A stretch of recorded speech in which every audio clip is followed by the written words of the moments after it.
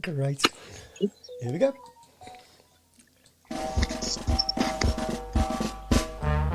We are the lads from the Tilton. We'll support you till the end of the day. We're so happy following the blues. We love you, what more can we say? Birmingham's the team, down at St Andrews. We are all supporters of our team. We chant at Super Blues, ringing all around. Now all you blue boys know what we mean. We are the lads from the Tilton. We'll support you till the end of the day. We're so happy following the blues. We love you, what more can we say? Let's hear you in the cup, singing our song, helping and sharing the load. It's worth the point when we sing together. We're there at the end of the road. We are the lads from the Tilton. Well, this is it, ladies and gents, the ultimate show of this very long series that we've done. This is, of course, the Tilton Talk Show, sponsored by Boyle Sports, principal sponsors of Birmingham City Football Club, who will be our sponsors as well next year. Also in conjunction with the Blues Trust, our friends at Accessory Blues, the SAS Auto Company, the Garrison Coffee Company, and our good friends down at the Bawdsey Labour Club. Can't wait to see you guys once again. So this is it. This is the last one we're going to do. Then we're going to take a summer break. And we've got an absolute cracker for you tonight, ladies and gents, girls and boys. There's loads of us on. The one and only joining us for the first time for a very long time, Mr. Adam Wilkes. Good evening, everybody. And Mark Adams. Mr. Good Rhodes. evening, everybody. Hello, everybody. Hope you're all okay. Mr. Sheen. Evening all. He's on his iPad tonight. Mrs. Brown. Good evening. On our Leighton fan cam this week, we've got Alan Watton. Hi, everybody. And we knew we'd bring you a beaut for the end of the season, and it's been a very long one for us all. We have with us friend of the show, and I think it's his fourth time on tonight now, the one and only Mr. Tom Ross. Thank you. Good evening. Always a pleasure being with the Tilton lads. Fantastic. Young. Right, okay. Congratulations to the Blues ladies for getting through heartily. Yeah, heartily. They did well. Who knows? It's a sad story, though, to be fair. Yeah. All are going, yeah, I know. Oh, crazy, man, isn't it? Crazy. Right, okay, so we are now Mr. Dongless, and he's definitely gone. Let's just hope that we can get somebody in who wants to take the club at heart and take care and pride of what we all love so very much indeed. Can't believe this has gone, it's been 14 months, has it? No, longer than that, probably. 18 months, 16 months, something like that. Anyway, it's been a very, very, very long shot. And the guest list has just been amazing, thanks to Craig Courtney. He's already doing the hard work for next year, so keep it up, matey. Yeah, a few lined up already, Nick. Thank you to all our friends that have donated charity monies over the COVID period. I know it's not been an easy time for anybody, but we've just calculated it up roughly that we've raised in excess of £10,000 since being on air, and the charity pushes have only really been going the last couple of years, to be fair. And the PTSD charity, and we're having a money match from Craig Courtney's company, has raised over £4,000, nearly 5, isn't it, Chris? I think I'm not sure. It's a lot. Thereabouts, yes. So that's absolutely stunning. It's brilliant to know that money will go to certain good causes. Alan Watton, good evening. What have you been doing with yourself lately?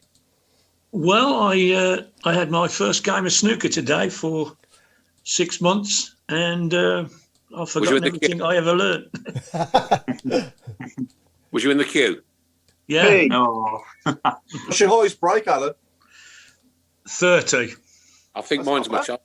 That's pretty good, yeah. Break of 30, that's not bad, is it? Nah, that's not bad. And also in billiards, my best break's 30. Right, okay. And Tom's just having a quick drink. Tom, update us on what you've been doing lately, buddy. What hasn't he? Covering the games for for TalkSport. Coventry, Villa, West Brom, Birmingham mainly. £10 fine. Doing that, I've since we last spoke, I've launched my new podcast, which I've been because I couldn't do it because I've got a rubbish computer and a rubbish microphone. I've invested in a really good new laptop, really top class microphone. So I've launched my podcast, which are doing okay.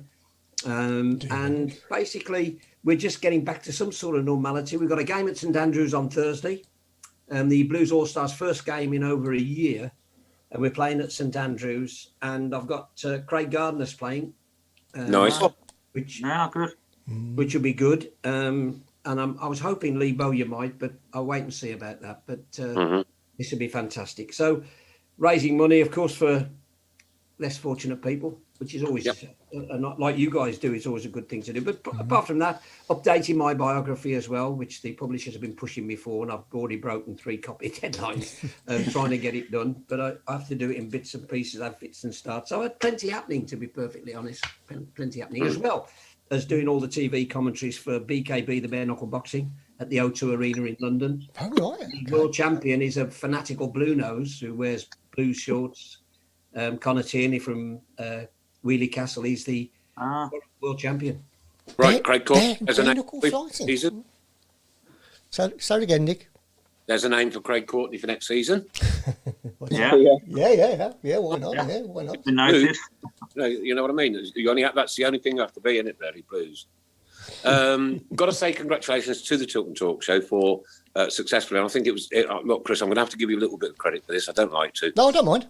But it was you and it was me that encouraged Lee Bowyer to come and manage the Blues. We told him. Did ask him. We did tell him. The opportunity ever came back to manage the Blues.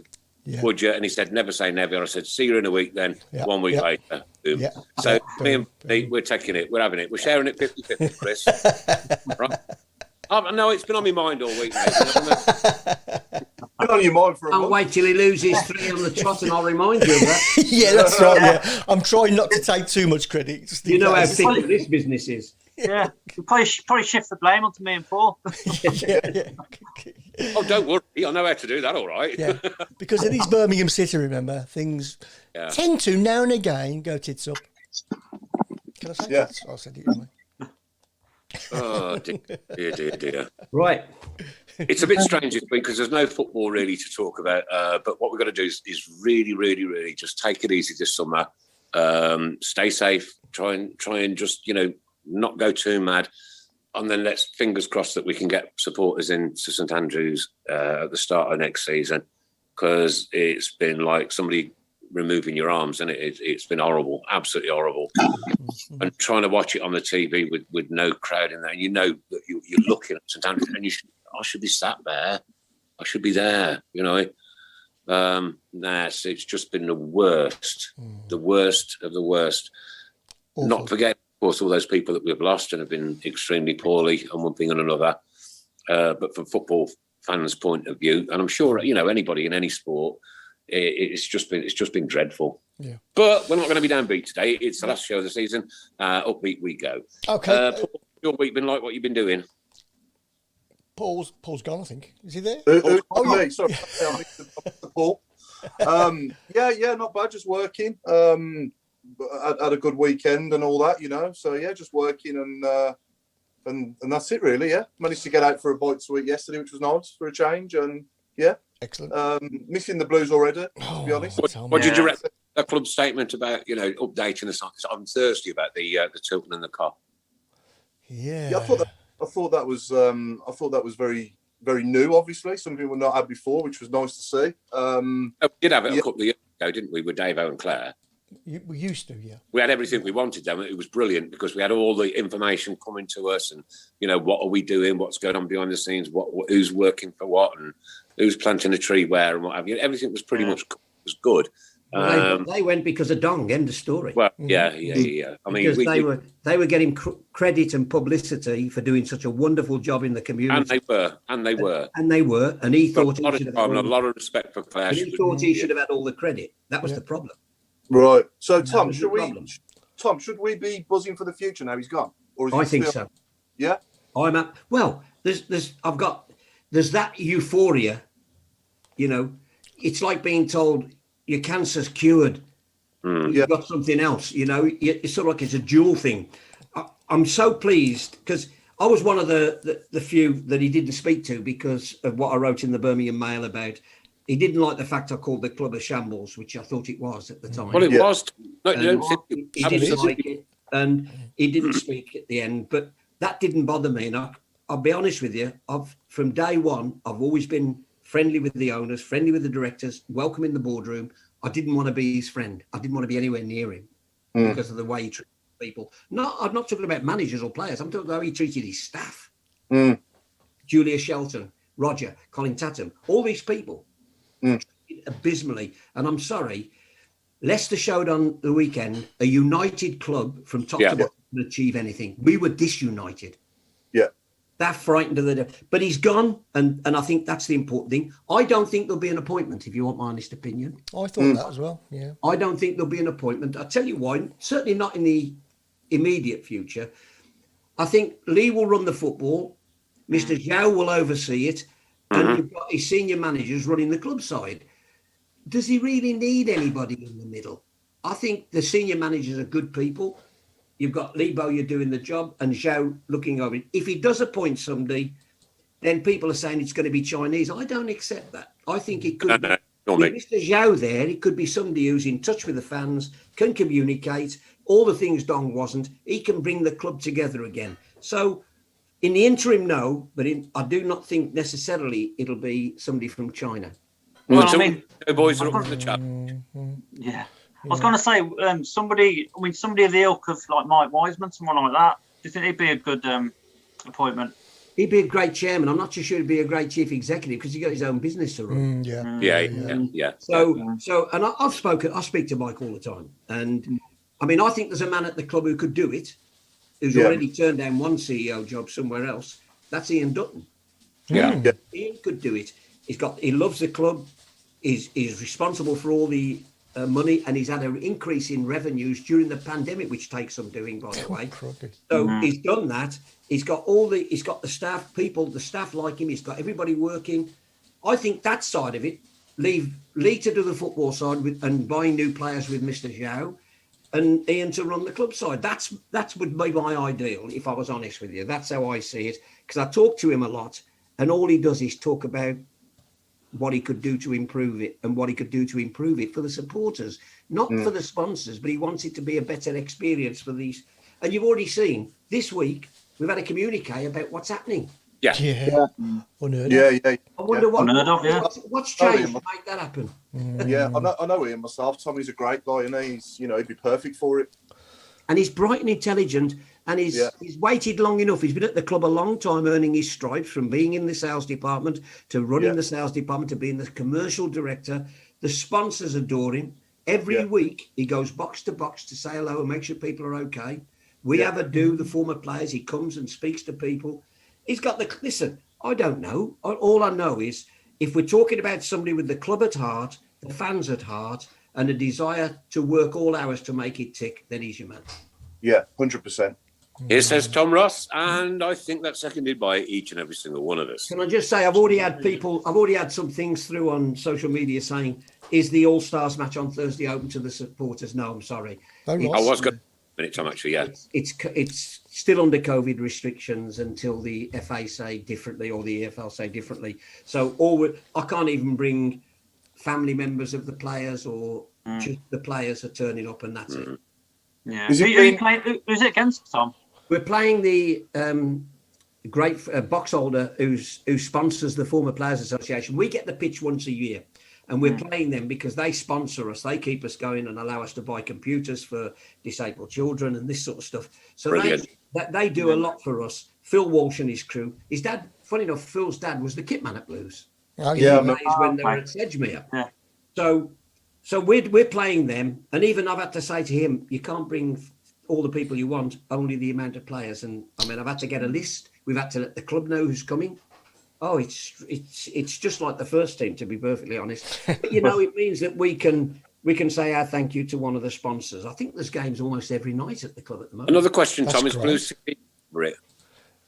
Sorry, Nick. Is Blues TV going to cover it? No, I doubt it. They'd have to pay. They'd have to pay all the fans £10 to watch it. It just costs. Listen, we've got some good players. You know, we've got Paul Devlin, Darren Carter, Dealey Adebayola, Craig Gardner. You know, I've lost a load as well. Lee Carsley's with England. I've lost Jeff Kenner, who's ill. Nicky Eden's coaching in Jamaica. He's coaching in Jamaica Downs. Yeah. So I've lost some good players. But we've got some good players. There's Marcus Painter, who, of course, played for Swansea, Brighton and us. Marcus is coming to play for us as well for the first time. So we'll have a really good team out. So it'll be Couldn't they just put one camera on the halfway line and do it on YouTube or something? Yeah, I would. Yeah. We'll come and do it. Because, you know, as just mere mortal supporters, I'd book off a day of work to watch it. We kick off at 6. Hammered. We kick off at 6 o'clock. But you know, the whole atmosphere, even dealing with the club about, I've got to be there tomorrow because I'm hosting a thing on the pitch for one of their big sponsors on Saturday afternoon. Got a big thing going on, and just dealing with the people at the club is different. It's the gloom and doom has been lifted by the removal of one man. The gloom and doom has gone. Now, I'm not saying anything else other than if you can't be successful, be a happy club. Yeah. Do you know what, Tom? If you're saying you can feel that doom and gloom lifted and there's a different feeling about the place, and you are a man in the know because you're there so often, right? That only bodes well for all of us supporters, I'll be honest with you. I think music's you'll notice a big difference. Yeah. Yeah, it's music to all of our ears, isn't it? No doubt about that. You know, why should listen, the one thing that the lockdowns taught us all, and I wrote in the Birmingham Mail, in my column in the Birmingham Mail in last February, when it first started, one thing good to come out of lockdown will be that I hope that fans will be recognised how important they are. They are. Now we've seen that that crazy European Super League, the fans won the day. And let me tell you, it isn't me, it isn't the BBC, it isn't the people who've got rid of Dong are the fans. Yeah. The fans have got rid of him, and full credit to them. Look what done the flyover. Fulham, Watford. The banners, the open letters, the all the forums and the Facebook pages, and everybody getting together. And again, it's been a team effort because nobody wanted him. No disrespect. No. That wasn't so at the start. But as a chief exec, nobody wanted him. Nobody. Well, but when he brought in Aitor Karanka first, and he started to say, I've made mistakes, I think that was an opportunity for him to win people. But he didn't take it. The arrogance remained. When all these banners were out, this is what I would have done. I'd have called a group of the fans in, sat them down in the boardroom and talked to them. Talk to them. You've got to. Oh, we used to. Yeah. Yeah, talk to them. Yeah. But he wouldn't communicate. It was dictatorship. And I think his negative profile and all the negativity and publicity that came from him, the Chinese owners were not having that. And they stuck it for too long, though, Tom. Sorry, they stuck it for too long. Maybe they did. Maybe, but you don't know how much they knew what was going on. No, that's true. No, I don't. Having said that, there's the chief exec. What's his name? No, not the chief exec. The one at the top. Oh, Zhao. Mr. Zhao. Surely he would be communicating this. You know, we just had a plane fly over Watford with a Dong Out banner on the back of it. If you can't get sentiment from open letters with over 2,000 people signing it, with banners, with people standing outside the club shouting, if you can't grasp an understanding of what we're feeling like, perhaps it's time for you to move on. You know what I also think undone him? I think the fact that he didn't look happy that Blues were winning. No, he didn't look happy at all, did he? And I think he sits in front of me where I sit for TalkSport. He sits in front of me in the old director's box on the old main stand. And before, he'd jump up, he'd be shouting at the referees, he'd be doing this, that, and the other. When Lee Bowyer was there, never once, never moved, never applauded, never cheered.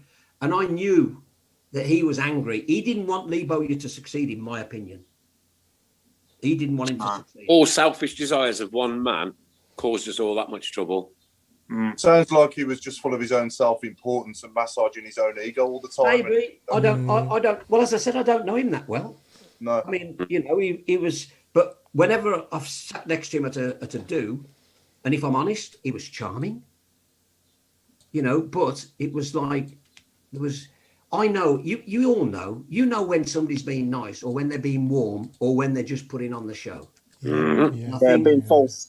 Yeah, I didn't ever feel that warmth with him, and I think the fans.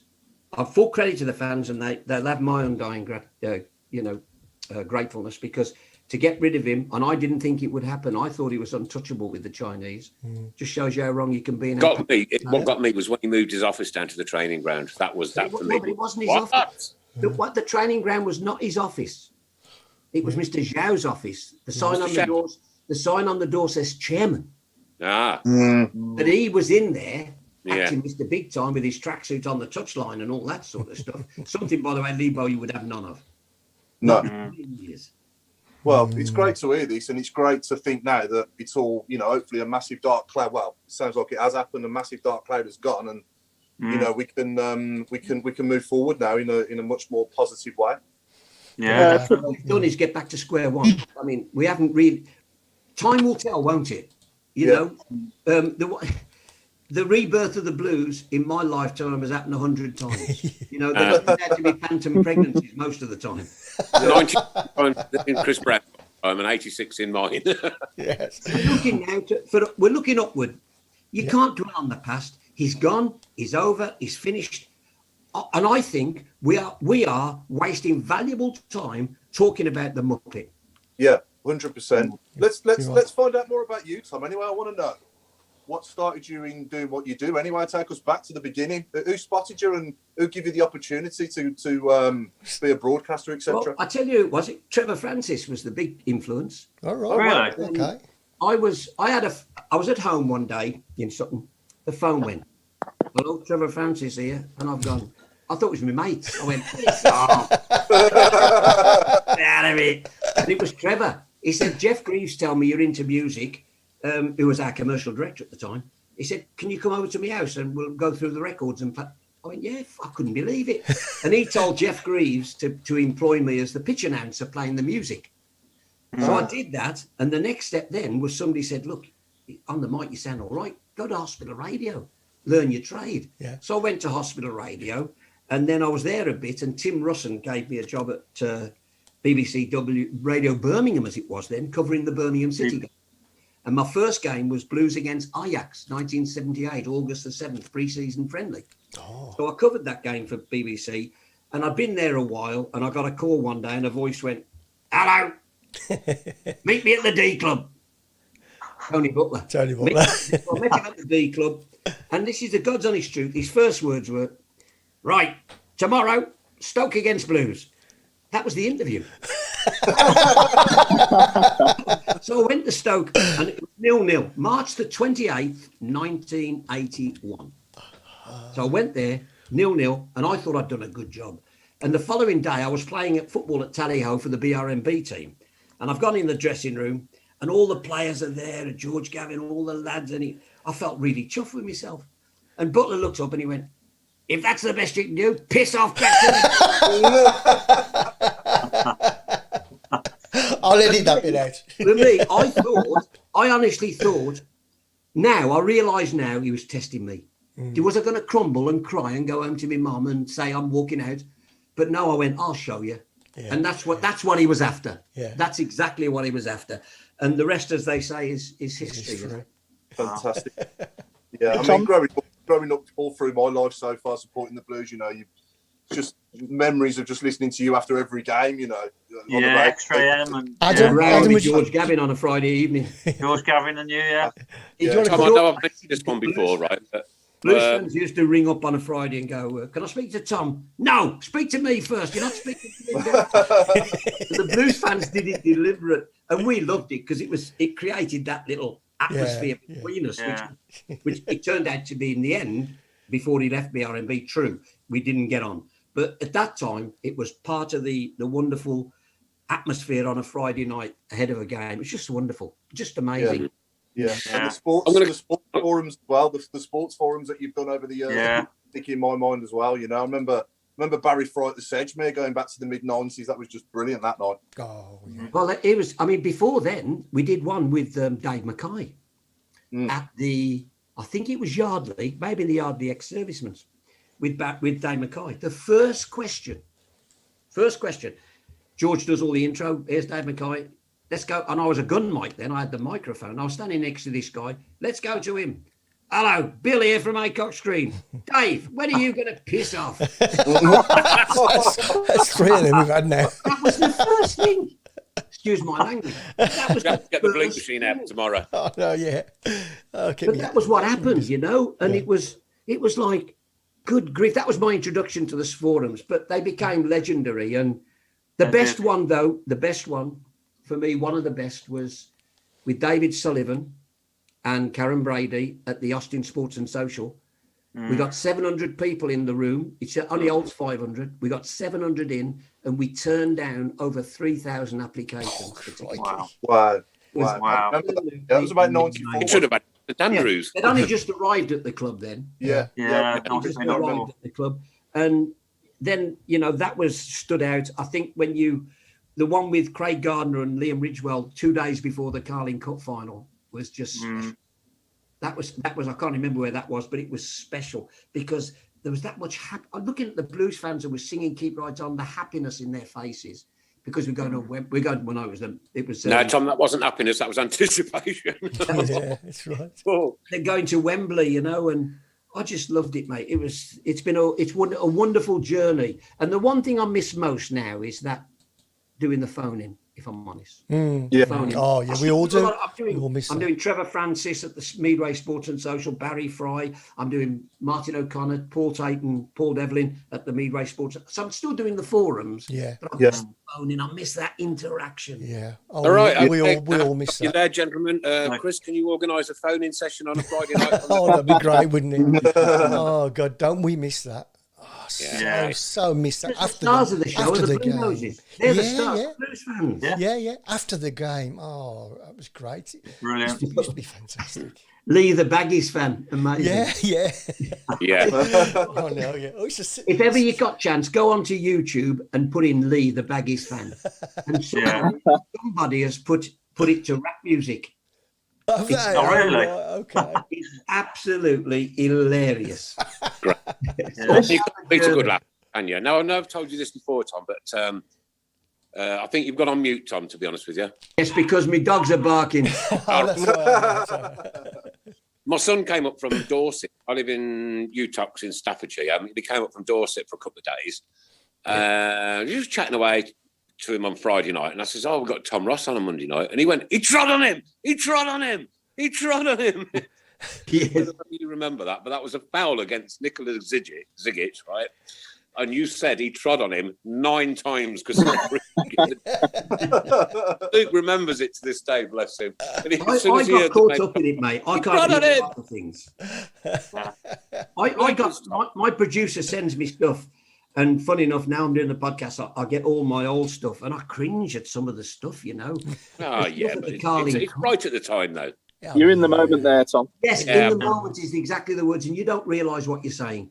And right, bloopers, Tom. I want to ask you about bloopers. What's some good bloopers you've done over the years? The worst blooper didn't involve Blues. The worst of all time, and it made Central. It made the FA. It made everywhere. I was in West Brom against Wolves, and who was they bringing on? Wolves were bringing on a striker who.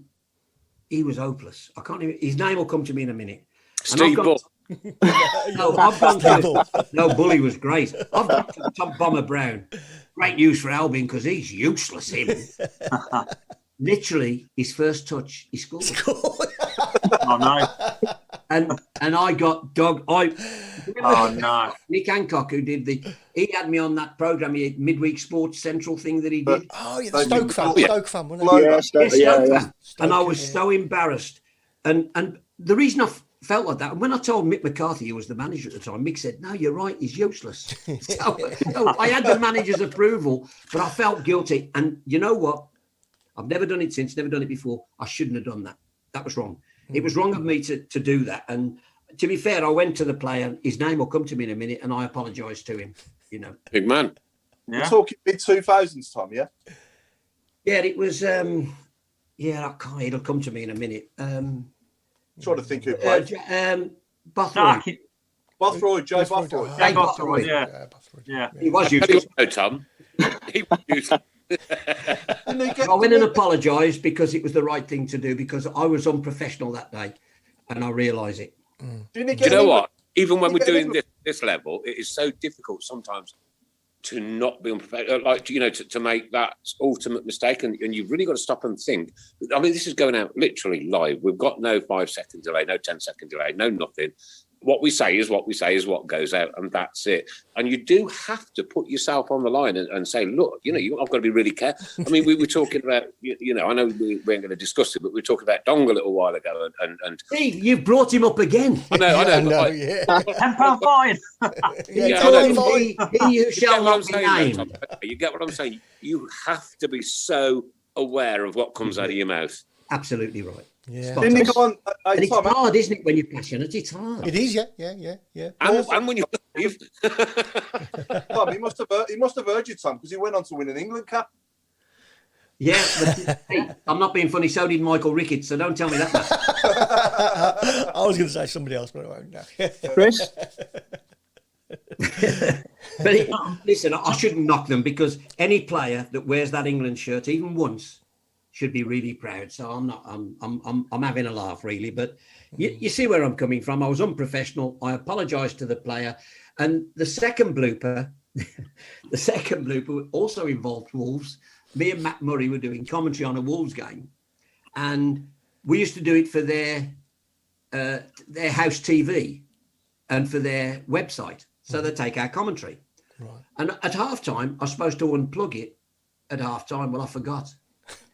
And after we've gone, and I'm chatting to Matt. God, she's fit, that player. Look at her, mate. Look at her. They got it on in the dressing room at half time. The players were falling about laughing. Chris Pratt, I think I need to remind you of the one time that we did that. Yeah, we did something like that, didn't we? I forgot to switch the mics off, didn't I? Yeah. It was cringeworthy as well, wasn't it? That got me out of jail just a little bit. But the funny moments happen. Again, we were doing a forum at a golf club, and Matt Murray was my guest, and Darren Carter and Ian Taylor, and we're doing this forum, and my guest to come in was Blind Dave Healy. Blind Dave, what a legend he is, by the way. He's done the one who did 7 marathons, 7 days. He's raised fortunes. He's an absolute diamond. They've just made a film about his life. About time, yeah, because he's brilliant. He came in and he sat down, and we're chatting away, and then we go to the break. And as we're coming out the break, like, Dave carries on talking, not realising, you see, because he can't see. So Matt Murray, the plank, Matt Murray's going to him. Not realising Dave's blind. So I said, Dave, you'll never guess what happened. And I told Dave, on air, I told him. And all Dave could say, because he's a big Albion fan, all Dave could say, not surprising, he's a dingle. You see, that's the banter that football's about, not hatred. No. Yeah, and from Birmingham City fans, well done to Big Dave for everything he's done. And absolute legend. Yeah, absolutely. Didn't they make a film of it? Did he make a film? Didn't he, Tom? Yes, well? I got it. They've just made a film, a proper film. Proper film, yeah. And I had a little role in that, playing myself, interviewing him after one of his marathons. Right. But 7 marathons, 7 days. He ran across the desert. Yeah. I mean, what? He swam with sharks. He swam from Alcatraz through shark-infested water. And nobody would bite a Baggies fan, though, would they? No. Well, nobody would swallow it, that's for sure. If my T-shirt said Albion to win the cup, so no shark could swallow that. I've got absolutely hundreds of questions. I've been on the share box as well, Chris. Yeah, there's thousands. I'll go backwards. Who was the worst manager to interview Tom? Steve Cottrell, the worst. Really? Wow. Yeah. Didn't have to think about that, did you, Tom? No, well, because listen, it's weird, really, because everything was about whatever. I mean, here's a typical example. I remember saying to him one time, interviewing him before the game, Steve, the first goal could be very important in this game. No. And you haven't been in the arena, have you? The first goal's not important.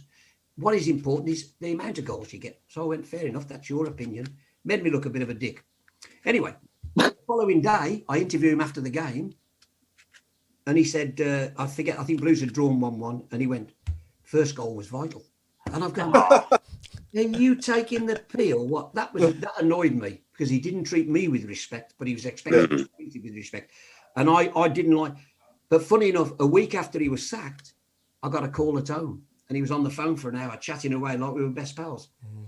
Yeah. And maybe it was just as a manager, he felt he had to be that way.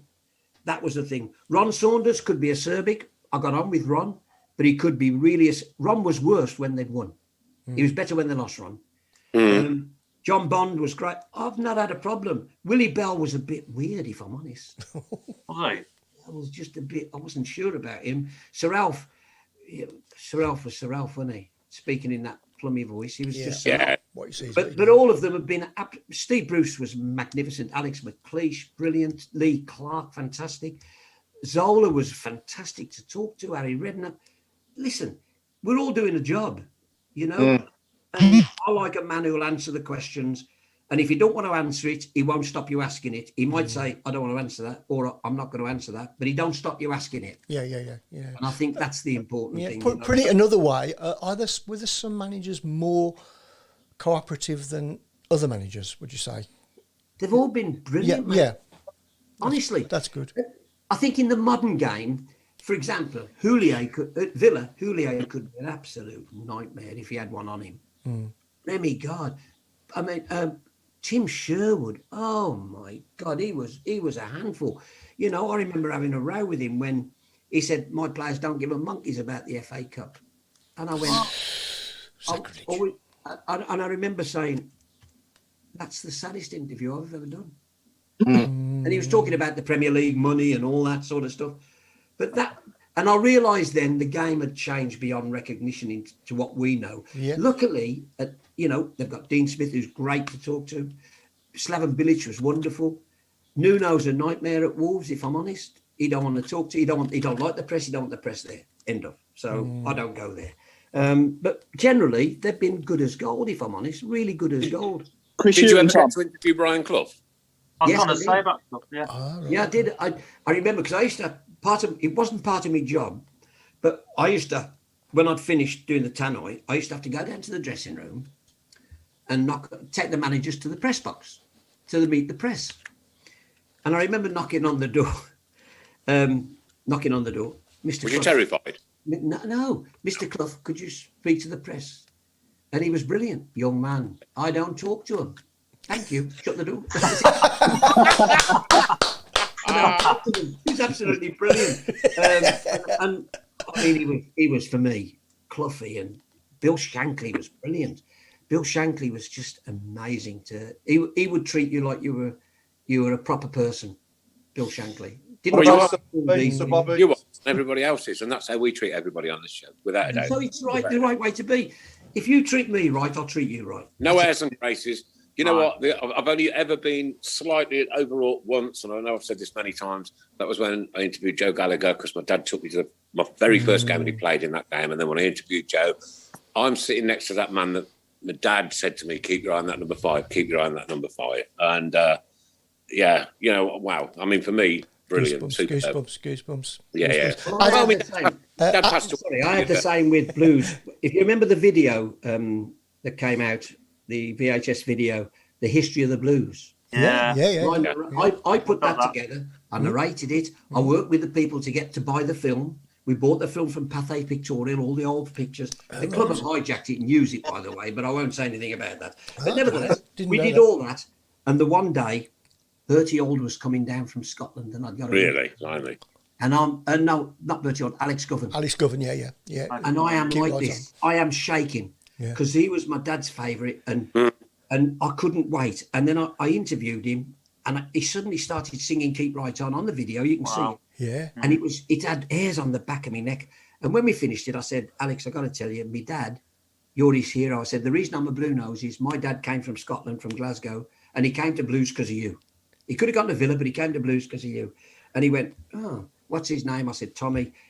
Every day till he died, every Christmas till he died, he sent me dad a Christmas card. Super. Every day till he died. Wow. Keep right on, Tommy. Keep right on, Alex. I'm gonna watch that again now. Adam, you wanted to come in with something, Adam? I've had a comment pinned for a while. It's from Paul Gill. He says, "Who's your favourite co-commentator, and is there anyone you wish you could have commentated with that you haven't done?" I wish I could have worked with David Coleman. Yeah. I'd have loved to work with him. I'd love to just listen to be in the studio watching the maestro at work. The best pundits, and I've had some belters. Bomber Brown's been fantastic at Albion. Matt Murray has been great. Andy Thompson at Wolves. Blues, Broadhurst. John McCarthy was a dream. Yeah. One of my best at Blues was Gary Rowett. 2 years travelling with Gary. Absolutely amazing. I've had some real good ones. But at one time, I did the punditry, and I worked with Ian Crocker, who was part of my sports team, and I worked with Jim Proudfoot, who was part of my sports team, and Adam Bridge. So there's quite a few people who've gone on to be big names in TV that came through the Ross Academy, you know. And something I'm really proud of is the amount of youngsters that have learned, listened, and now are forging a wonderful career themselves. And Tom Stephen Gill says, "Did you spot Ian Danta?" Yes. Well, I didn't spot him. I got a letter from a guy who worked with him saying, Ian Danta does a great impression of you. Have a listen to this. Hi, Craig. Craig. He sent me a evening. And I heard Danta, so I called Danta and got him in, and I said, right, every Saturday on the show, would you like to do 2 minutes of impressions of Barry Fry and all the rest? He went, yeah, I'd love to. And that was how he started in the game, you know. So, and now he's doing a wonderful job. I used to deliver newspapers to his dad's house, Tom, when I was a kid, so I could get enough money to go to the Blues on a Saturday. To Dan's dad's? Yep, Dan's dad's in Castle Street in Warwick. Because he was a big, massive cricket fan, his dad as well. Was he? Ah, yeah. What was your favourite goal, Tom, that you commentated on? If you could go back and relive one goal that you were commentating on in that moment, the way you felt, which one would it be and why? Oh, that's tough. Cup, the penalty. Garrett, no. Yeah. Young Darren Carter taking that penalty. And in the build-up to that penalty, I remember saying to Broads, oh, shouldn't be letting a kid take this. It's just 9 years before that, I'd presented him with his trophy at Arden Forest Colts. His football team, I presented him with a trophy. 9 years later, he's scoring the penalty, which I'm screaming at. So that was a wonderful goal. Paul Caddis at Bolton. Yeah. I lost it. Obviously the Obafemi Martins, I just could not believe it. No, neither could I. What about the Gailey goal? Was you? John Gale. Yes, I did. Funny enough, the Leyland Daft final was because I don't know what it was. I got on great with Lou Macari, and Lou let me do my commentary from the bench. So I sat next to Oppie, the sub. Yeah. I sat next to Oppie. Doing it from the bench. And I've got my tracksuit on with my initials on. And I forgot all my responsibilities. It's unprofessional, but I forgot my responsibilities. Because when the whistle went and they got the cup, I did a lap of honour with the team with the cup. I couldn't help it. Got a bit carried away. I couldn't help it. I'm sorry, I couldn't. I deserved it because at the semi-final, they'd thrown me in the bath at Brentford. What about when we played them up the road on their ground, obviously in the early Premier League days, and the Enkelman and all that? Was you in? Where was you? Yeah, I did the commentary. Yeah, was you in there? Seats up and all sorts. They were. Oh, I mean, to be fair, it was surreal that, because people say once you get in the moment, it don't matter who scores, because you're commentating not on what you're thinking but what you're watching. So it don't matter who scores. But when Blues scored, it is a bit different. But in the Premier League, I was probably a bit subdued with the Enkelman because I couldn't believe he'd done it. But I remember was it Clinton scored as well, didn't he? Yeah, he scored the first. Yeah. Hinton scored. I remember going wild with that. But, I mean, this is how crazy it gets. You remember the Stern John equaliser? Yeah. Banked it in.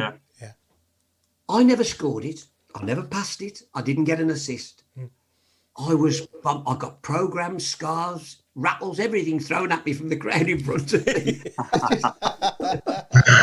Nothing to do with me. But they're all, listen, every goal is special because that's what the game's about. But I think my first one, I can't remember, but those are the special ones. The Leyland Daft, the overhead kick of John Gale was just sensational. To be fair, I'd been training with him at Reading College, and he was practicing shooting, and he couldn't hit the proverbial cow's backside with a bat. He couldn't, and he lies because I've pulled him about it at the Blues things at the club when I've said, Gailey, you were useless. He went, I said, you kept putting over that 20-foot wall and having to get fetching. He went, no, it's a lie. Well, I found a photograph of him climbing over the wall. Getting it. But that was special. But if I'm honest, the penalty that took Blues into would probably just about. Yeah, it's probably a tie with Obafemi Martins. Yeah, that would be my moment. Favourite bit of commentary from you my ever. lifetime so far. Oh, Paul, 1 second. My favourite commentary from Tom ever was, you can hear the sound of bubbles popping all over I'll never forget those words. I want those words on my gravestone when I die. My boss, Alan, have you got any questions for Tom, mate? Yeah, you slightly touched on it, but how did you cope when you were doing the other lot against somebody not Blues, and the opposition scored? How easy was it to not express your feelings? Shall we put it that way? Stay impartial. I'm a professional. I wouldn't expect anything less. Working. I'm on my own time now. Yeah.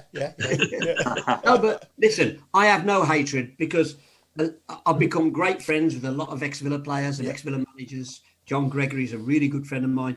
I have Ron Atkinson. I have no problem with them. Obviously, Blues are my team through and through.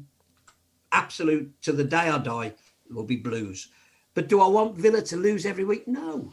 Do I want West Brom to lose every week? No. What I want is, I want to look at the Premier League and see us 3 or 4 at the top of the table, not Man City and Man U. Yeah, I get you, Tom. Then there's another question that has to be posed, right? You're commentating on a Blues B6 game. You obviously want the Blues to win. No, can you switch yourself up that much? No, you can want Blues to win. Of course you can. But what I can't do is say that because I'm a professional. And when you're commentating, I'm not giving an opinion when I'm commentating. I'm actually telling you what's happening in front of me. And I'm actually relaying what's happening. Yeah. But if, for example, if Villa scored and I went, oh no,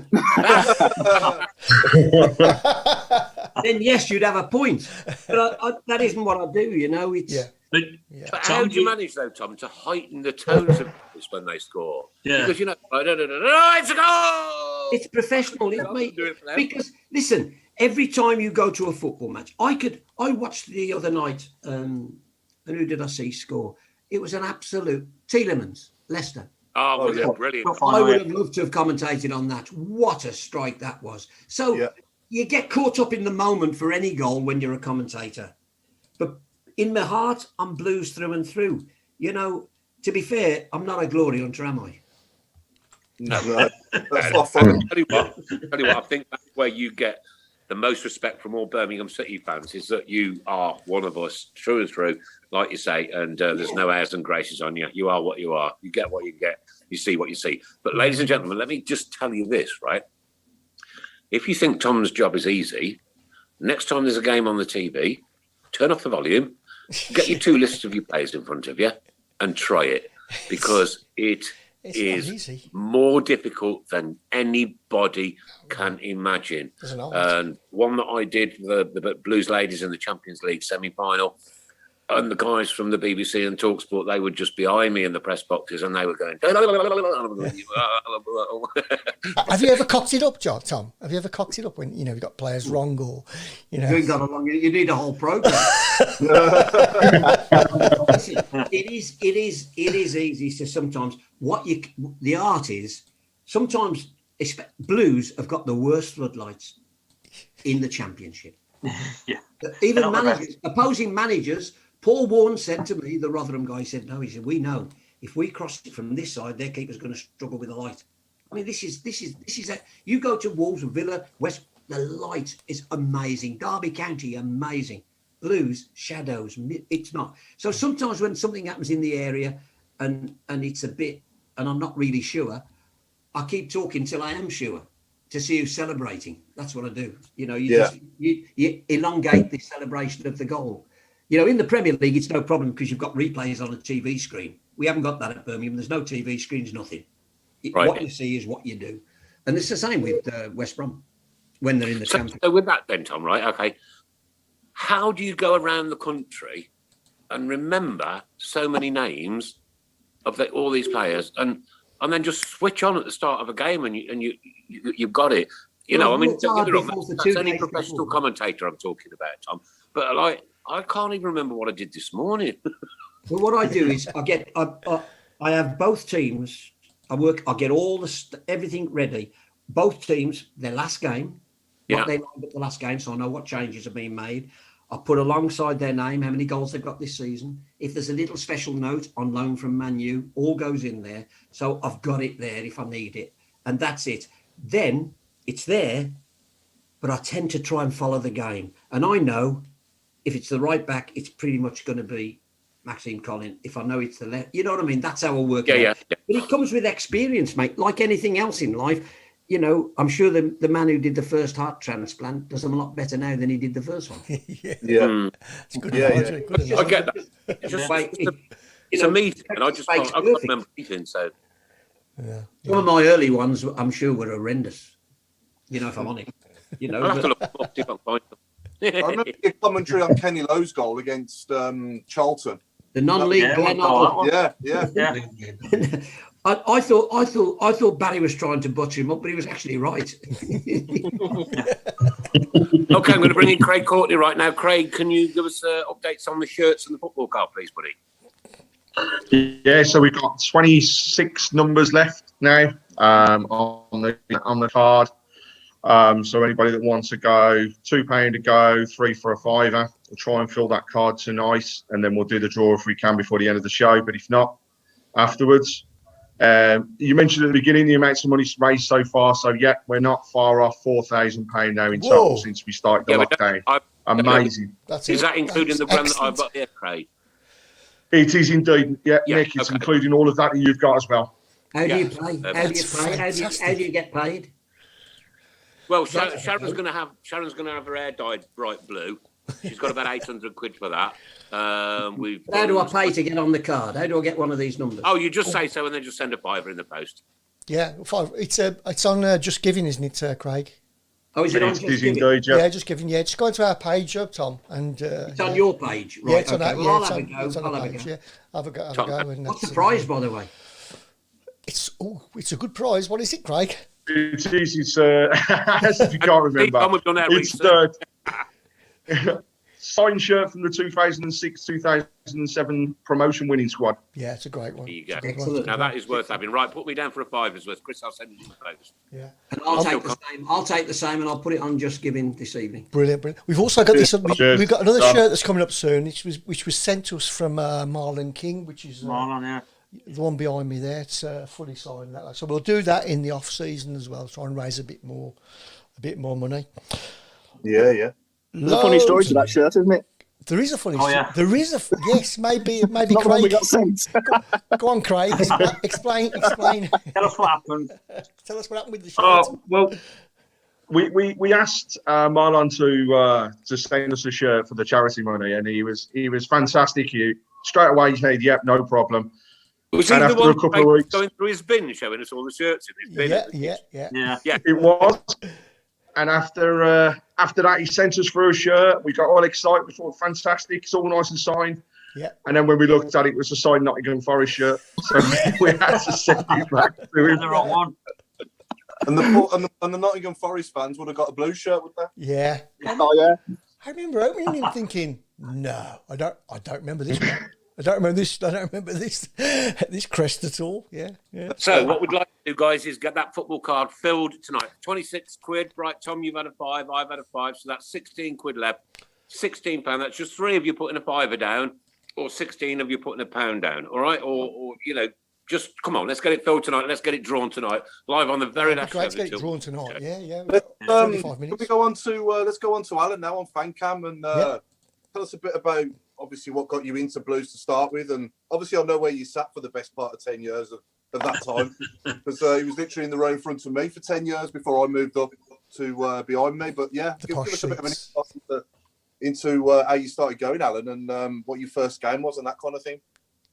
Well, my dad played for Blues between 43 and 44 before he went off and won the war for us.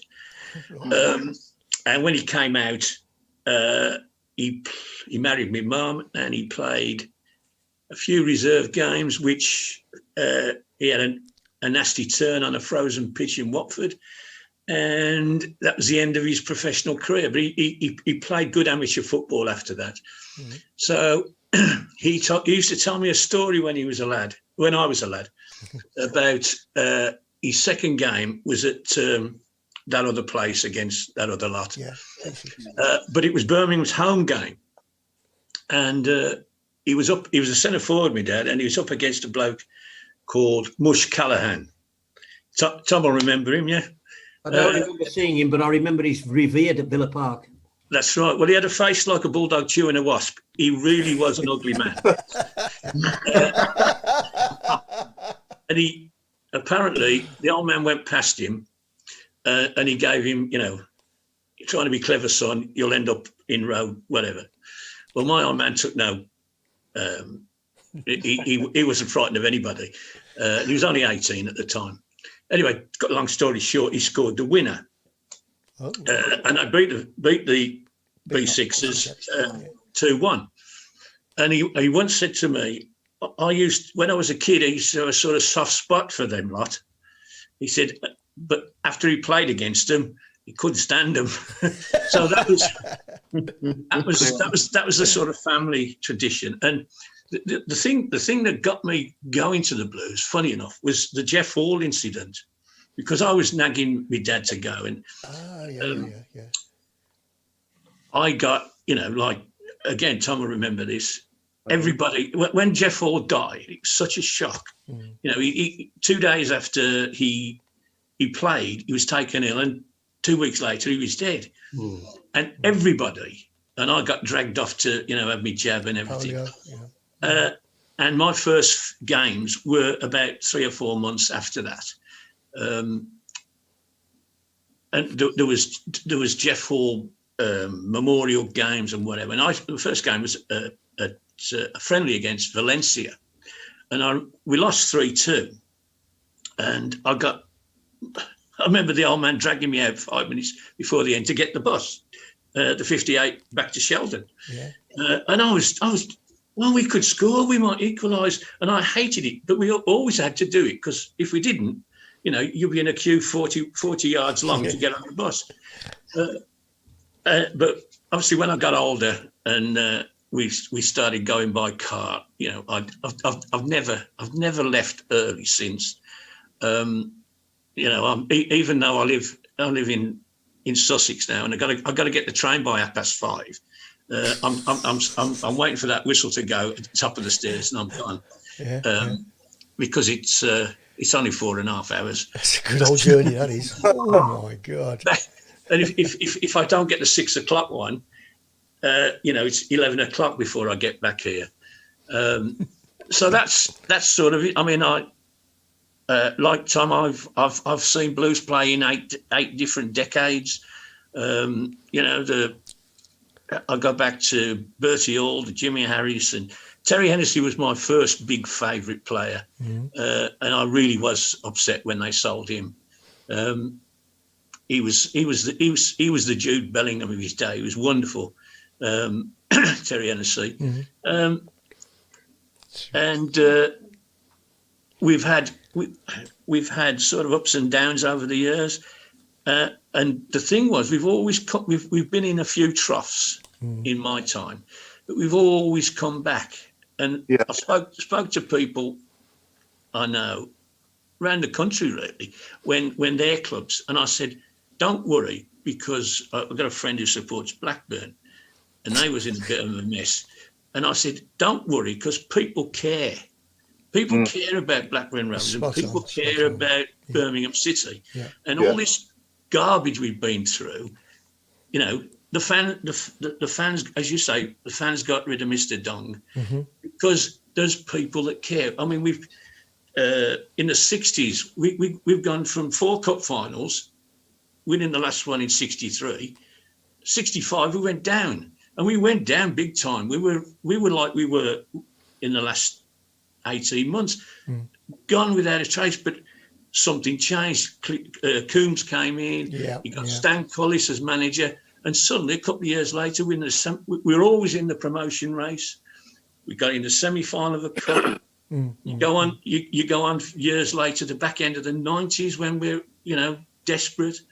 We win a cup. We get it, you know, we get out of that 3rd division and we start moving back. Then it went down again. We had Barry Fry in, and obviously Sullivan and Gold coming in. We were in dire straits when they came in. Okay, everybody criticises David Sullivan for, you know, he was only in it for himself. He wanted he bought it for about $500,000 and sold it for 80 million. And we went along the success with that. Now, we haven't had anything like that since. No. It's just gone one way since then. But it'll come back. I firmly believe it's coming back. Look what Sullivan's done with West Ham, Alan. Absolutely. And that was that. The only if our council had have let him build a new stadium, he'd have been quite happy and had just stayed here. He went and got into the Olympic Stadium, West Ham, and the powers that be said, "Yeah, you are, have it next to nothing." And he built, you know, we've got a 60,000 seater stadium. Well, we could have had that if our council had been a bit more foresight. Our council won't even know to have a badge on the back of the blinking Bill Merrick stuff. Alan, you're probably the same mindset as me. Is that whatever happens, Birmingham City will always be there. It'll always be there. Even if it's a team, if it's a park team, it'll still be there. We'll still be following them. That's right. Because we're crazy. Was you there, Alan, in '63 when we won the League Cup? I saw the first leg. I didn't. St Andrews. At St Andrews, It was. They was played on a Monday and a Thursday of that week, and it was the back end of May because the season had been interrupted by all the bad weather. So that's why it was. And the second leg was on my 12th birthday. Oh right, okay. That was a present, but I didn't go. Can't remember why. I was only 12. I think it was just. But the kick-off time, my dad got to get back from work and blah, blah, blah. We wouldn't have got there in time. We had no cars then. But yes, it was my 12th birthday, May the 27th. There's another couple of things that have happened on my birth. Or on the 26th, we won the Leyland Dav, 26th of May. And unfortunately, there was a European Cup final played on that day, which I don't remember who won that. But the good news was the next day I got a job, and I've been out of work for 2 years, so I got a job the next day. So I kind of forgive them for that. So after being happened on my birthday, one of them is Jesus was born. Jesus was born on my birthday. I don't think I've ever mentioned that before, Paul. No, you've never mentioned it before. After being at that first leg then in '63 and waiting all them years until 2011, you know, how did you feel then? Obviously, when Marty's puts that in and you know, we lift that trophy on that day. How did that feel after all that time? Well, I had a very interesting year before that.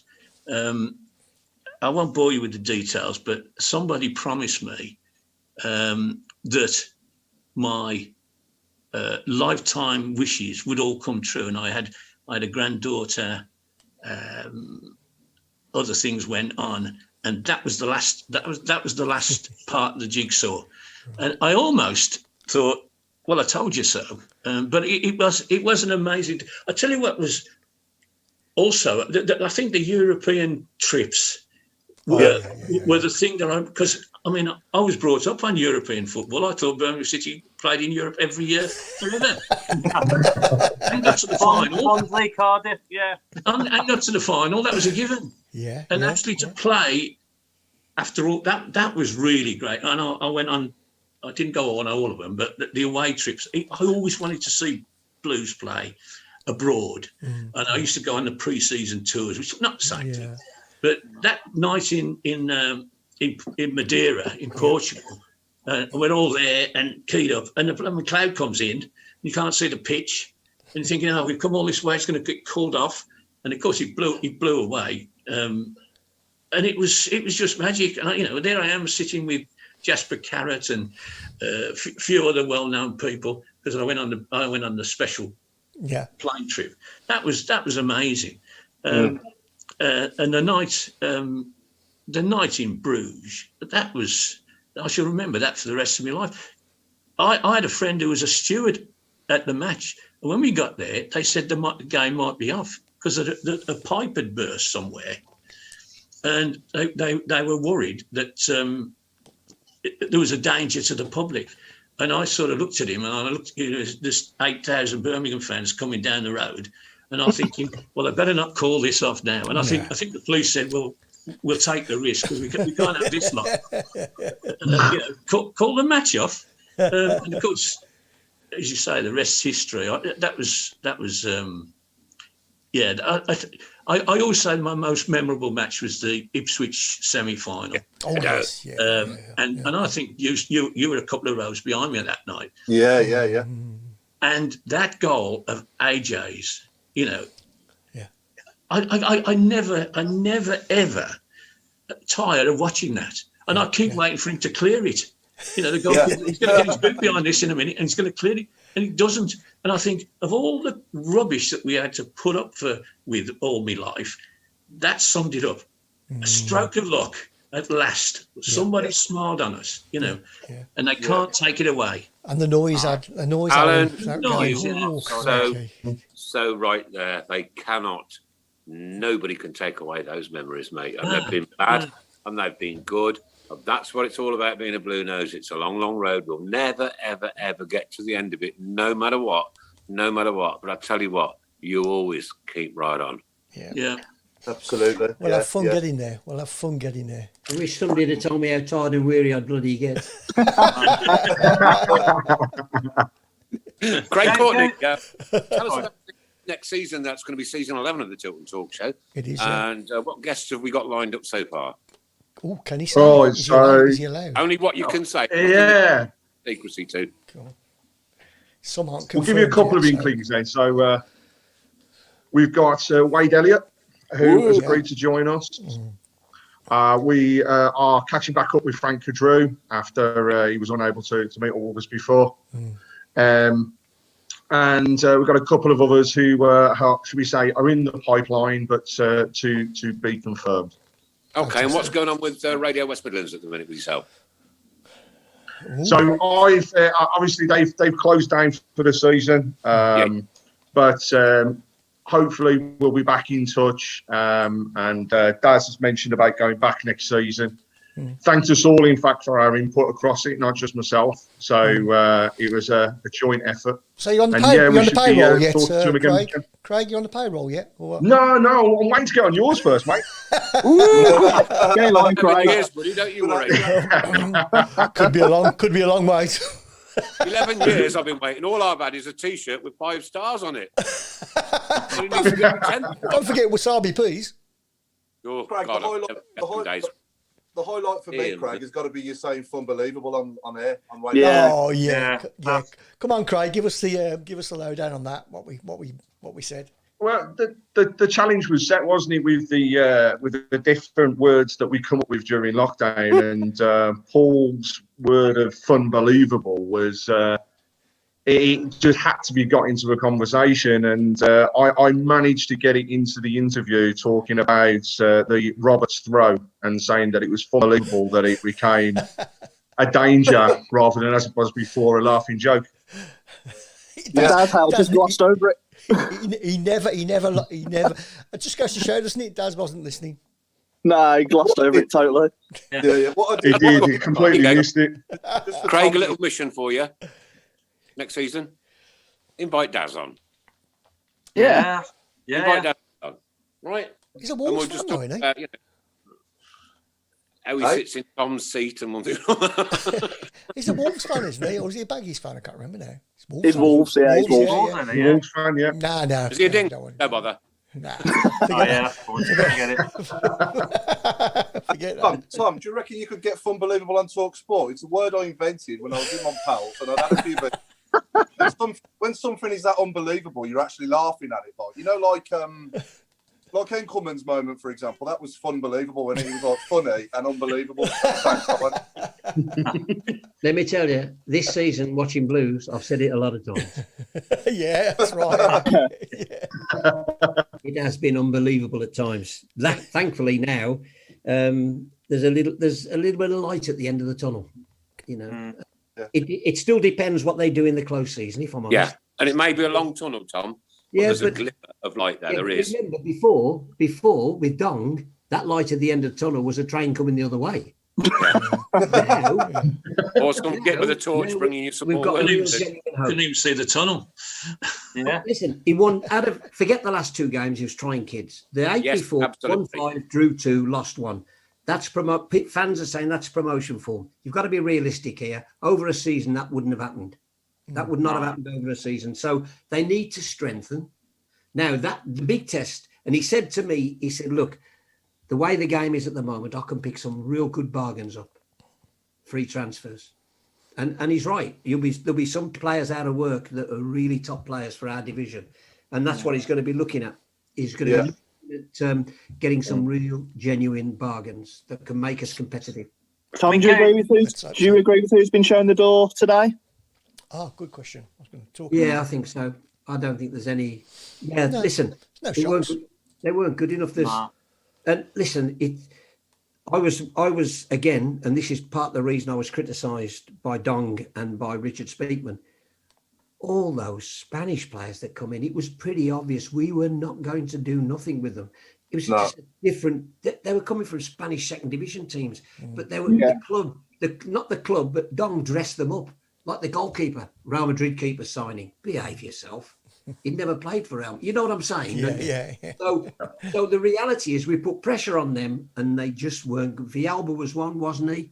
Yeah. And players of that quality that have all gone. They've gone now. Yeah. So we need to, this season under Lee, I think, rethink the recruitment. Lee will not mess around. He will want to be involved in all the recruitment. He's made that absolutely clear. It's not just the recruiting, though, Tom. It is washing out the deadwood, isn't it? And like you say, some of those players that come in, we'd never heard of and we'll probably never hear of again. And they'll probably never get interviewed on this show, let alone one of yours. No, it's right. You can't get rid of... People say, sell him. I saw that even on social media. Sell him. To sell anybody, you've got to have a buyer. And that's the problem. Yeah. Tom, what about this arrangement with the Spanish club that we seem to be a feeder for all of a sudden? Well, not all of a sudden, but over the season. I don't know whether that's... I don't know. Cornelia. Yeah. I can't... Listen, the Spanish second division club, what are we going to get out of that? Seriously. Perhaps one player. And do you not think that if they've got a Jude Bellingham, for example, if they find a Jude Bellingham or somebody like that, every club in Europe will know about it. It's going to come to us. So let's be sensible here. Let's build a team that can compete, that gives us half a shout. We're not straight away. All I can say is on that, right? It has got to be down to Lee Bowyer to decide who he wants in, who he wants out, who he's starting, who he substitutes, and who he finishes a game with. It has got to be Lee's 100% choice. No involvement from anywhere else. Zero. Let managers manage. That's why you employ them. That's what they're there for. That's exactly what we want them to do. Why should, if I'm gonna pick the chairman's team, or if I'm gonna sign the chairman's decisions, how can I be held accountable? How can my neck be on the block for losing? 100%. So if you want me, if I pick the team, if I pick the players and I don't succeed, sack me. No problem. Most managers would accept that. But you're asking me to get the sack for picking your team. Behave yourself. Yeah. Mind you, going on to next season, my own personal sort of hopes, really, forget the top six. It'd be nice if we did get into the top six. I'd just take mid-table and just the chance to go again every week. I think the division's poor, mate. I think the division's tough. It's tough, but it's poor. And we've got to get out quickly, and I'll tell you why. Because it's going to become harder and harder with the teams that are coming down.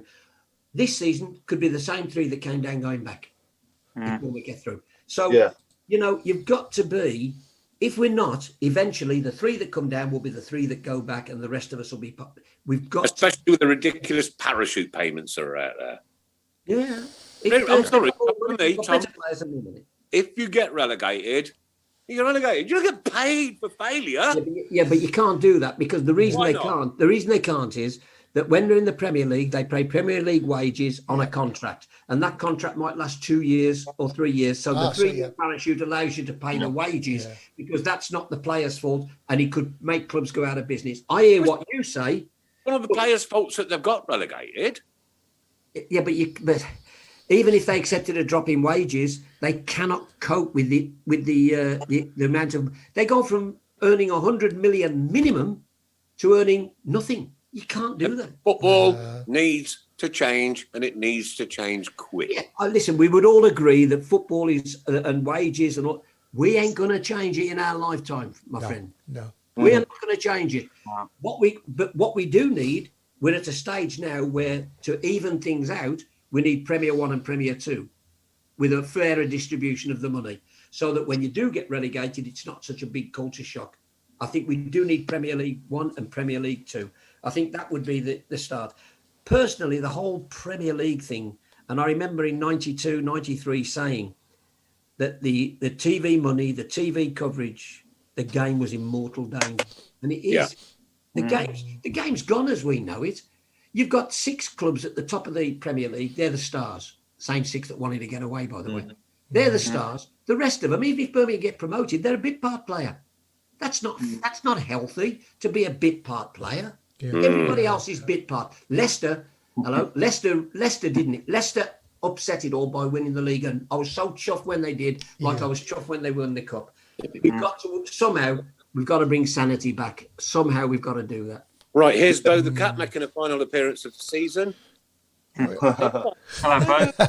He's gone. What are your thoughts, Tom? Tom, what do you think of England's chances? What do you think of our chances in the Euros? Yeah. They ever disappoint at the last minute, don't they? Yeah. I mean, look at the squad and you think that's got to be good enough to do well in the Euros. Yeah. And then you realise what happened with Iceland, and you realise what happened with. Listen, I think it's got all the ingredients, and you might not like it, but I think they've got a plethora of midfield talent to win games. And if Kane's fit, they've got a goal scorer. Yeah, I'm not so sure about that. I don't think we're as good defensively as. If Maguire's worth 80 million, then that's the game. Yeah, absolutely. Into the very last 15 minutes of the whole season we go, ladies and gentlemen. And tonight, because Alan lives down on the seaside, we're going to do anything to do with the seaside and football. Anything to do with the seaside and football. Let's have your suggestions, please. You've got 15 minutes. Go. Okay. I've got one. Oh, this is what please, I'm begging you out there. Crack me up proper tonight and make it last all summer. All right, Dean Peer. Dean Peer. Oh, yeah. Dean. Oh. Where did you get that one from? It's not like you to be able to think. That's quite decent. What about Adam Beach? As in Adam Beach? Adam Beach, yeah. Good one. Yeah. Paul Gills just said, can we see Clayton being sent out on loan with a view to releasing him as soon as possible? Says Paul Gill. I don't think anybody will take him on loan. He'll be looking for a proper move. It is a good one, and Pete Taylor says, I think Craig Gardner's promotion has had a big influence, and it's great to see him unmuted. What do we think of his influence on the team? I don't get why he shot off to Sheffield and then came back. I don't quite understand that. I'm glad he's back. Don't get me wrong, because I like the guy and I like his work ethic, wanted, and I like his passion. Yeah, because he was going to a manager who wanted him. Who wanted to involve him, wanted him to be part of it. That's why he went to Stoke. That didn't work out, and Dong got him back. It was Dong who got him back. And I spoke to Lee about this, funny enough, only a few days ago, and Lee said, "Don't underestimate Craig's input to what's been no, without a doubt." And he's got it running through his veins, don't you, Tom? 100%. Absolutely, 100%. And he's got. I think he's got the bit between his teeth to want to be number one himself. Right. And he want to be number one at our club. So he's learning the trade as well. Yeah. He's learning to be, he's got a great one to learn from. I don't know whether Lee will bring anybody else in. There was talk about it, but we'll wait and see. I'm seeing Craig on Thursday, so I'll find out. On the coaching side, you mean, Tom? I think the coaching, he wanted to bring his own man in, so I don't know whether that's still going to be happening or not. I think Craig didn't have any influence under Karanka. He stood there with the board, but it's noticeable with Lee Bowyer. He's in his ear, and he's obviously filled him in on all the players. He actually has had an influence in the last 2 months, whereas before he was just there. But But he was Dong's appointment. He's got a voice again, hasn't he? That's right. Here's another one for you, gents. Here's another one for you. I've got to say, well done to Pep Clotet for the achievements that he's made. Yes. Brescia, Yeah, he's done quite well. And let me tell you, what does that tell you? What does that tell you? Exactly. That just makes Dong all the more a problem. Yeah. So look at that then, Tom. Yeah. Pep, Harry Redknapp, one of the most seasoned managers in the world. Yeah. Yeah. Zola was never a manager, if I'm honest. He was probably not. A real good coach, perhaps. Yeah. And then Pep Clotet, Karanka. Karanka's not a bad manager. No, I didn't. Every Birmingham City fan, Tom, was over the moon at that appointment. Yeah. But then he just looked a beaten man. You know, what's the common denominator? Well, that's what I'm coming to. That's what you're getting at, Yeah. One man. Don't. Right, anything from the seaside, Chris? Please? Yes, got loads. Ferry Gill. Oh, no. Gary Speedos. David Speedos. Whose was that one? Pete Taylor. Donkey Goodman. Don Key Goodman. Don Goodman, Gary Rowett. Rowett. Jellyfish Gill. Yeah. Fish Gills. Grealish, deep sea diver. Oh. Mark Sale is a good one. Gareth Southend Gate. Oh. Yeah. Delhi Crabby Bowler. That's why I'm Adam Milks. Somebody called Adam Milks. Steve Sandcastle. Gary Monkfish. Hey. Right in that one. Luke Shaw. Nat Lighthouse. Mickey Finn. I like that one. Dean Windass. Here's a good one. Whitley Baywash. Tom Candy Floss. Should we can Tom Candy Floss? I'm going to go for Unbelievable Fair. And San Jose. There we go. San Jose. How many times did I say when Dong was here, that Klopp or Guardiola would struggle? I did say that a fair few times. Do you know what? I haven't got a quid for the amount of times that you could say it, mate, but I'd certainly be sitting on a pile of money tonight. Yeah. Did everybody watch the cup final? No. Yeah. Yeah, I watched the last. Yeah. No. Good to see. Manchester United destroyed that FA Cup final, right? And it's never been the same since, not ever. It has, isn't it? So there's one ticket that won't be needed when Blues get there. I'll have it. That's all I ever wanted and still do. Yeah. Carling Cup was great, and I was at the League Cup in '63, both legs. I was at the 2 European finals against Roma and Barcelona. I've seen them all, but I want to see my team in the FA Cup final. Yeah, it'd be great. I want to see my team. As a boy, I just wanted to play for Blues and play at Wembley with them, not play for England or Scotland or World Cups. FA Cup was all I ever wanted. That man in his It's the one. scaffold The on the white centre. suit. The white, You know white what? suit, absolutely. We'd get up and we'd be up at 8 o'clock in the morning, and Tiswas would be on, and it'd be all about the FA Cup. The week before, it'd be all about the FA Cup. Yeah. FA Cup, question of sport. At school as well. At school, it was. Yeah. At school. Two coaches and that, One supporting, say, Sunderland, the other one supporting Leeds. Be mass brawls on the playground, and then the day everybody would come together, your families would come together, and the FA Cup would go on, and you'd watch it, and whoever won it, and you'd always take a team, and then your mum would always do you a big dinner afterwards, a big tea. And it was always similar. It was always both on both channels as well, was it, at the same time? It was like Christmas Day. I was born on Christmas Day, Chris. Yeah, you have, a couple of times. Yeah. And at 8 o'clock, it was meet the wives' player's cat. And things like that. And then Sunday, all the news will be full of would be the victory parades. Yeah. It was magical. Manchester United, thank you. You lousy, horrible football club. You destroyed it the day that you decided not to take part. and I remember, and I've still got one in the loft, a rosette that my dad kept. And the rosette, the blue and white rosette. And for cup games, they had a foil cup in the middle. Yeah, I've got one. Yeah, that's right. Yeah. And my blue and white rattle with my mum. She painted it blue, and I put the names on. But she knitted me a scarf with all the names on: Hall, Merrick, Green. Brilliant.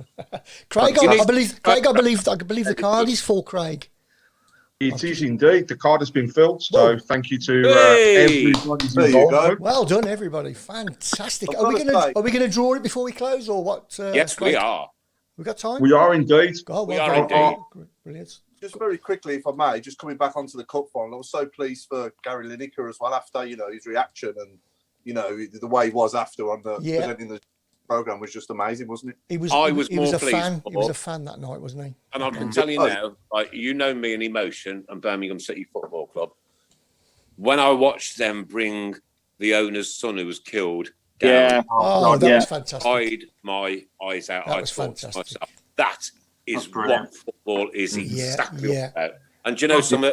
It's not Birmingham City, but I have absolutely got goosebumps. Look at that. Look at that. Watching him caress that cup, that was so apparently real. he won't give it back.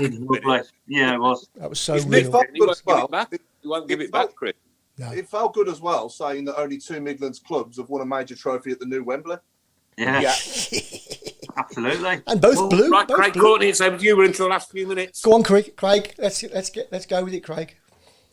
Right. So I have hit the random sampler, and it is Carol Sandland with Everton. Well done, Carol Sandland. Carol Sandland, well done. That shirt will be winging its way to you in no time at all. Fantastic. And look after it because it's a special one. It's a good. Well done. Yeah. Right. Okay. So we're into the last 3 minutes. Any more on the seaside, Chris? Before we go. There's loads. Yeah. Nick Bucket and Spaldy. Can't do that one now. Chris Bucchetti and David Speedy. That's what I was trying to say. Right. Okay. Prawn Teal. Yeah, I got that one. Gordon Flapon. Oh God, I can't say that one. I can't say that one. David Seaman. I can't say that one either. Oh, no, that's okay. John Gale, Force Winds. How about Kevin Rockpool? I like that one. That's very clever. For me, it's only a personal thing, but Pete Taylor's still in the lead at the minute. And he comes up with them week after week after week. I don't know what's inside his mind, to be perfectly honest. Bernard Sunshine. Oh, yeah. Who's left us today? Oh, that's a sad day, isn't it? That is a sad day, that is. Oh, okay. New Sandcastle. New Sandcastle. Sunji Shah. Yeah. Bernard Sun Lotion. I like that Yeah. Kevin Rockpool. Rockpool Tate. Tony Blackpool Towers. like that. Dean Peer. Mark Baghdad early on. You can't have that. What about Paul Sandy sides? Yeah, Yes. good one. Yeah. Andy Tides. Sandy Say sides. Paul. Paul Sandy sides. Good one. But no, Ian, isn't it? Ian Sandyside, sorry. It's not Ian Sandyside. Yeah. Ian Sandyside, sorry. Paul Gill has really thought about this one. Cloudy, rain, airy. Oh, cloudy, rain, rainy. Oh, yeah. Good. Didn't make me laugh, but good. Yeah, lots on Bernard's son. Bernard's sunburn. I've got one. Go on. Michel Platini. Oh. Good night, Adam. Gareth Gale, Force Wind. Rock Madison. David Sully, Ice Cream Van. Oh dear. Yeah, there we go. We're at the end. During the Euros, Tom, you doing anything for Talk Sport during the Euros? No. No? Not involved in the Euros at all, though. I'll be having a break. Yeah. Don't blame me, Tom. Listen, guys, it's 9:00 and we've done a marathon sprint since the start of the season before last, to be honest with you, and then all through the summer through lockdown. Hopefully we've kept you all entertained. We've had a bit of a laugh at the end of the show. We've had laughs during the show. We brought you quality guests. And well, I can't thank those people behind the scenes that do so much work. They are absolutely stunners. We've got Adam Wilkes, Craig Courtney, Dennis, a plethora of others. Massive thanks to Auntie Linda for all the work for charities that she does, to our friends at Accessi Blues, to Garrison Coffee Company, to the Boise Labour Club, SAS Autos, and of course, let's not forget the Blues Trust. And to everybody, every single body, right? And I'm not singling one or another group out here that helped, and because we're all in this together, because you wear a blue shirt, to get Dong out. Well done, each and every single one of you. No matter what your effort was. Well done. No matter what your effort was, thank you. Right? Let's move on. Last words from Mark Adams. Quick. I just want to hope everybody has a really nice summer. Look after yourselves, and I'll just see you next season. Paul Hipkiss. Pretty much what Mark just said, but it's been a pleasure being part of this during, obviously I'd like to think it's helped our viewers, but also it's helped, I can only speak for myself, but it's certainly helped me as well, every week having this to look forward to do. And even when Blues weren't playing, during that first lockdown, it was, it was great to be part of and great to be there. So, so thanks to everyone. And if you ask, guys, it is good to talk. Do not do this on your own. Do not sit and suffer. I've spoken with a young man in town yesterday afternoon, and he told me about the issues that he'd been going through over the last 2 months. I said, dude, hit me up on Facebook anytime you're feeling low. I'll come round and have a beer with you. We'll have a chat, do whatever. And he went, oh, thank you. It's easy. It's nice to be nice. And from Chris Brown. Yes, I'm really. Make sure you tune in for season 11. Yes, 11, which promises to be bigger and better. Adam Wilkes. Thank you for letting me be part of all this for the whole season, and I'm looking forward to having a drink and a pie with you on the terraces next season. And a pie. And your highlight, Adam, was Mr. Potato Head. Yes, hey, thanks. Yes. That was a classic. It was brilliant. Alan Watton. Yeah, can I just say thanks for all the, especially people like me who now live miles away. I mean, I'm 63 years in Birmingham, but this is my lifeline, and I don't know what I'm going to do the next how many Mondays. I mean, it's like here every Monday evening. So thank you all for doing this. It really is a lifeline for me. Oh, nice one, mate. Don't. Really I'm nice. overcome with the bullshit. Yeah, but it's fantastic. Chris? And ladies and gents, go on, Chris. Were you saying something? No, I was just going to ask Chris. Put this out there. Maybe a Euro special in the summer. Maybe. I doubt it. I need a rest. Honestly, I'm absolutely talking knackered. to their people, aren't they, Chris? Yeah. Ladies and gentlemen, what an absolute pleasure and an honour it is to have Tom Ross with us tonight. He's not only a Blue Nose, he's a friend of the show, and we always have a chat when we see him outside the Blues. Yeah. And he's a legend in the world of football commentary. And that, Tom, don't take that lightly, because that's how we all feel about you, mate. And that's not because you're Blues. It's not because you're Blues. It's because you are, as you said earlier, professional. Ladies and gentlemen, last couple of words from Tom Ross. Well, firstly, you in my business, you soon learn that legend is very close to leg end. Depends on who's saying it. So I'll take everything. But seriously, it's how wonderful is it, whether you're sitting at home listening or whatever, to be part of the greatest club on the planet for me. Beautiful. Definitely. Beautiful. Club I love with a passion. I don't hate anybody else, but I love my club with a passion. I just want it to do well for the fans because, you know, I call them ever hopeful yet ever disappointed Blues fans, and they need something to happen for them just for a change. Finally, check out my podcast. It's called great listen. Great listen. I promise you, the Barry Fry one, if you're a Blue Nose, you will love Jeff Horsfield and all the rest of them. Yeah. So I'm up to date, Tom. I'm up to date. Thanks for having me on because Tom, it's not only a pleasure to have on, Tom. And you know what? We first met you, crikey, about 4 or 5 years ago. 7, really. And you know, you've come on and you've given your time freely, I think now 4 times. We've got something special that we're going to be sending you in the post over the next few days. It's an invoice. It'll go straight in the bin. Oh, bugger! What do you say, Tom? Sorry. If it's an invoice, it's going straight in the bin. And let's not forget Craig as well. I don't think Craig. Oh no. Craig. He's our Craig, have I mentioned? He's our hero. Yeah. Come on. Yeah. Craig. Well, say goodbye to the people. Thank you for everybody listening in. I think Nick, you put it in the blog, but you know, without everybody else, we wouldn't have a show. So thanks to everybody for joining. Craig, have you published those blogs yet? Yeah, it's all published, and they're available via Facebook, Twitter, Instagram as well. And like I say, keep an eye out across the summer, because even though we won't have shows, there'll be updates on who the guests are going to be and when they'll be on. And don't forget, girls and boys, every single word I wrote, and Craig asked me to do that, and I was actually at work the other day when I did it. I had to put it together in sections and send it to him in sections. But every single word I wrote came from inside my heart, and I meant every bit of it. They ain't off the collar kind of flippy flappy writing or whatever you want to call it. Every single word gets burnt into my heart, and all I have to do, and I'm really glad, Craig, you said to me, write something, because that's what I need. And then I just switch off, and then it flows out of my fingers, right? And I promise you, what comes out of my fingers is generated inside my heart.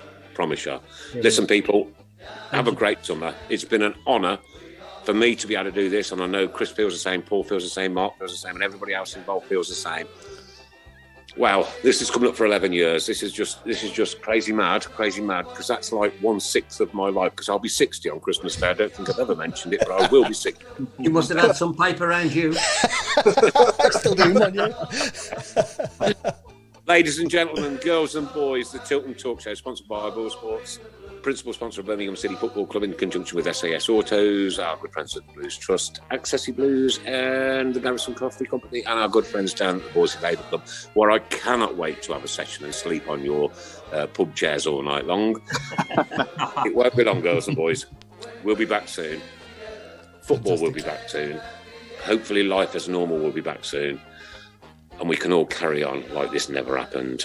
No, I can't say that because it's the wrong thing to say, because it has affected so many people in so many different ways. And please do not think that we've gone away, because if one of you is feeling down or low over the summer months, just hit us up with a message. And you know what? We have an army of people that will lift you and carry you through your bad times. I promise you that. And I absolutely promise it you 100%. Mark Adams, thank you very much. Paul Hipkiss, thank you very much. Chris Brown, thank you very much. Craig Courtney, thank you very much. Alan Watton, thank you very much. Tom Ross, thank you so much for giving your time up on a Monday night. Have I missed any? No, that's everybody. Adam Burks, thank you very much. And from me, God bless you guys. Have a great summer. And these 3 words will always resonate in your head and in your heart. Keep right on. Good night. And come on, England. No. You had to get the last word in, didn't you?